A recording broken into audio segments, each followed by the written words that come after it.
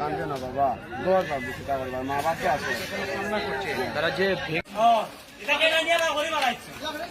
ডেকগুলা গলিছে তাও নাই বৈদ্যুতিক শর্ট সার্কিটের আগুনে নিমেষেই পুড়ে ছাই হয়ে গেছে ভাঙ্গারি ব্যবসায়ী জুয়েল আহমদের স্বপ্ন। বাসা থেকে কাজে যাওয়ার ঘণ্টাখানেকের মাথায় বসতঘরে আগুন লেগে পুড়ে ছাই হয়ে যায় সব সম্বল। শুধু জুয়েল আহমদ নয়, একই সাথে নিঃস্ব হয়ে পড়েছেন পাশে বসবাসকারী দুটি পরিবারও। আগুনের লেলিহান শিখায় আসবাবপত্র, কাপড় চোপড়, খাবার দাবার ও নগদ অর্থ কিছুই রক্ষা পায়নি। মঙ্গলবার সকাল 11টার দিকে বিয়ানীবাজার পৌরসভার খাসা দিঘির পাড় এলাকার কলামিয়ার কলোনিতে এই অগ্নিকাণ্ডের ঘটনায় নিঃস্ব হয়ে পড়েছেন বসবাসকারী তিনটি পরিবার। বাইরে আসিল টাকা 25,000, ব্যাংক তো আমরা লোক আসিল প্লাস্টিকের ব্যাংক, হিসাব সারা ডেলি 100-150 করছি সব নাই।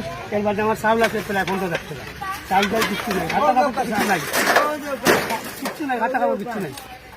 আর তো বাঙ্গালি জিনিস আসিল বহুত জিনিস করতো, এখন কিছু দিতে একটা কিছু নাই। আমি গরিব মানুষ, আমি চলবো কি?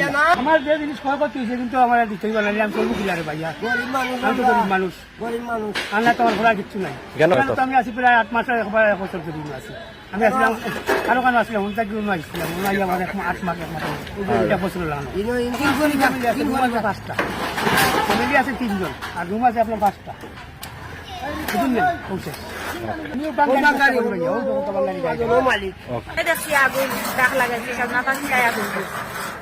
বাদাইয়া যেমনি আগুন দেখছি আমরা ডরাইয়া হরে গেছি আর তো খালি পুড়ে প্রথমে তো মনে করো মিটারও শাহ ডাকছে, আর রাস্তা গড় থেকে ধরে গেছে কাঠ খুব বেশি। আর দুঃখ আর কোনো সীমার কইতাম পারতাম না। গুজরাই নানি বাড়াটি থাকি আর অস্থায়ী মানুষ কত কষ্টের জিনিসগুলা।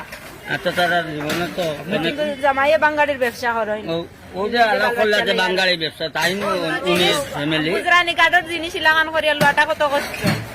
ওটাও আমি বলতেছি যে এই যে ক্ষতিগ্রস্ত হয়েছে ওটা দেওয়ার জন্য তারারে আমি বিশেষ করে অনুরোধ জানাচ্ছি।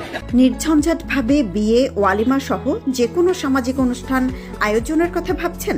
বিয়ানীবাজারে দেশ ও প্রবাসীদের সে নিশ্চয়তা দিচ্ছেন বাবুর্চি আনোয়ার হোসেন। কমিউনিটি সেন্টার ভাড়া সহ উন্নত মানের প্রতি প্লেট খাবার সরবরাহ, বাবুর্চি, সার্ভিসম্যান সবই করা হবে গ্রাহকের চাহিদা অনুসারে।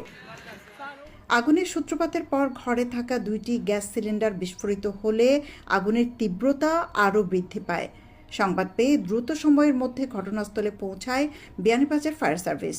স্থানীয় বাসিন্দাদের সহযোগিতায় স্বল্প সময়ে আগুন নিয়ন্ত্রণে আনতে সক্ষম হয় ফায়ার সার্ভিস কর্মীরা। জানার সাথে সাথে আমরা এসেছি, এসে দেখতে পেয়েছি যে আগুন চলতেছে এবং আমরা এসে নির্বাপন করেছি। নিয়ন্ত্রণ করেছি প্রায় অনেক সময়। আপনারাও ছিলেন এখানে, এই যত সময় আর কি আমরা আসলে এগুলো হিসাব এখন দিতেছি না, কিন্তু আপনার দ্রুত সময়ের মধ্যে আমরা নিয়ন্ত্রণে এনেছি। কল পাওয়ার সাথে সাথে আপনারা দেখতে পাচ্ছেন সর্বোচ্চ 2 মিনিট এরকম লাগতে পারে, 1 থেকে 2 মিনিট নিকটবর্তী। আমাদেরকে মেসেজ দেওয়ার সাথে সাথে এসে আমরা এখানে দ্রুততার সহিত কাজ করেছি।